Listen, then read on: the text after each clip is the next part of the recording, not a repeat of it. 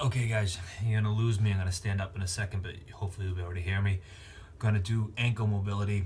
Before we get into ankle mobility, I'm gonna talk about why the ankle plays such a crucial role in running. And it's, not really anything you think of. There's a super short range of motion in the ankle, and it's such a small thing, but it can make a huge difference.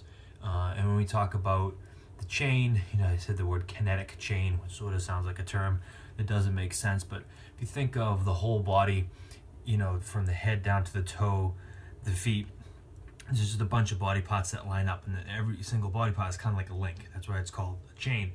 And if one link is off, it can kind of throw off everything else. So if you start from the bottom, it can throw off everything all the way back up top. So that's what can happen in ankle, and they're finding more and more with this. And if you study it, especially as being barefoot running, barefoot working out, whatever, they become more of a thing. They're starting to realize the benefits of having proper strength in your foot and mobility in the ankle. And the ankle is really a big deal. Now I know, Jody, you've had sort of like a weird foot thing at one point. Megan, I know that you said you've had pain literally in the front of your ankle. So hopefully this will address some of that stuff. So to talk about briefly the role the ankle plays in proper running form. So when you land, like I said, you're going to lose me. When you land and you go to your next stride, you should have enough range of motion in your ankle so that you roll out over that foot and then go to the next step. So if you look at it from the side, as your weight loads, your knee's going to bend on that foot that's on the ground, and then you see right in here, you get that angle goes from being 90 to less than 90, and that's proper ankle mobility.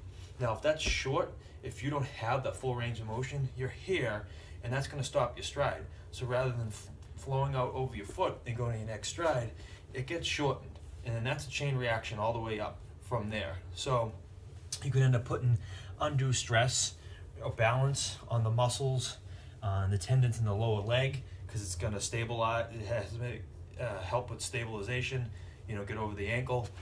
Also too, when you're shorter there, if you feel, all the balance muscles, when you land foot to foot, you're essentially, when you run, it's just a series of hops foot to foot.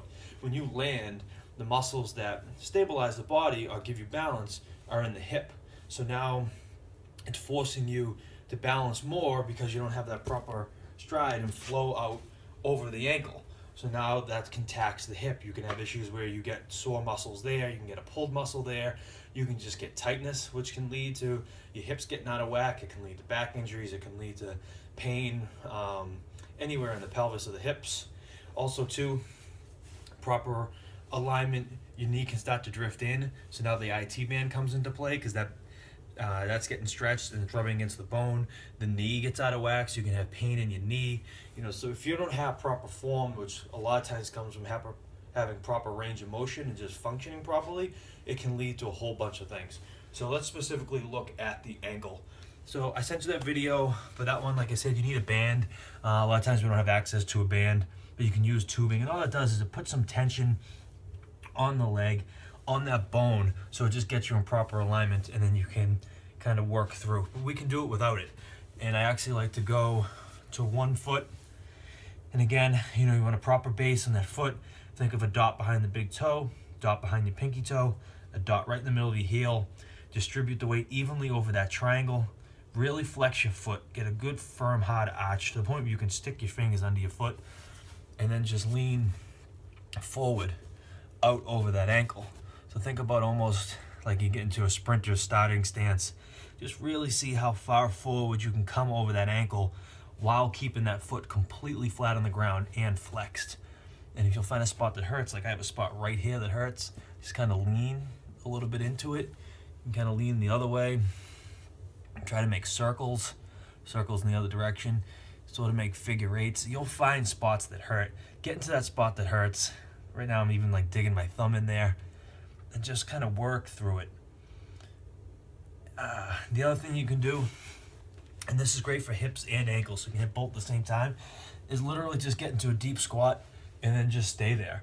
We don't do this position enough. You see little kids are great squatters. Kids all the time, they plop right down, boom, pop right out.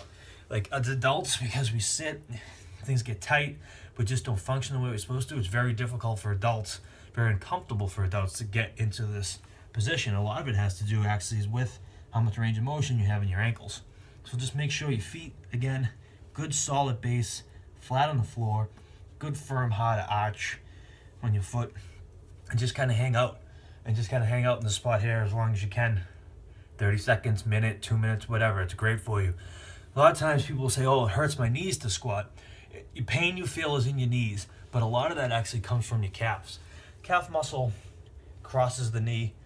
So, you know, you look at it here and that's where the bulk of the muscle is, but it actually crosses the joint. So after, you know, it goes beyond where the bend is. So when you get into that squat position, it really stretches and puts that muscle under a lot of tension.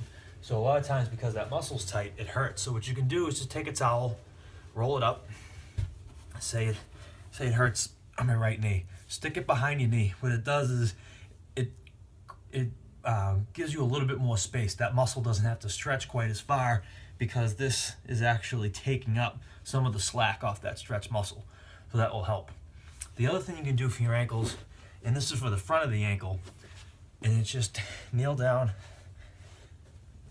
and stretch out that ankle, and you can kind of switch legs, keep that top of your foot flat on the ground, stretch out, and you should feel it stretch the top of your foot.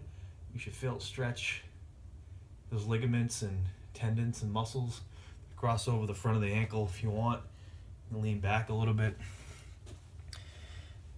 Just do this, kind of move around. You find a spot that hurts, like for me on the right foot, I find a spot there. So I'll just, you know, just lift this knee up off the ground, but keep that foot planted flat and stretch out the front of the ankles there. So that's just a couple simple things that you can do. I think between the hip and the ankle, if you really get after those things, spend a couple minutes each day, see if that makes a difference, and see if we can keep some of the nagging injuries that pop up when you're doing run training program, keep those things away. All right, see you guys.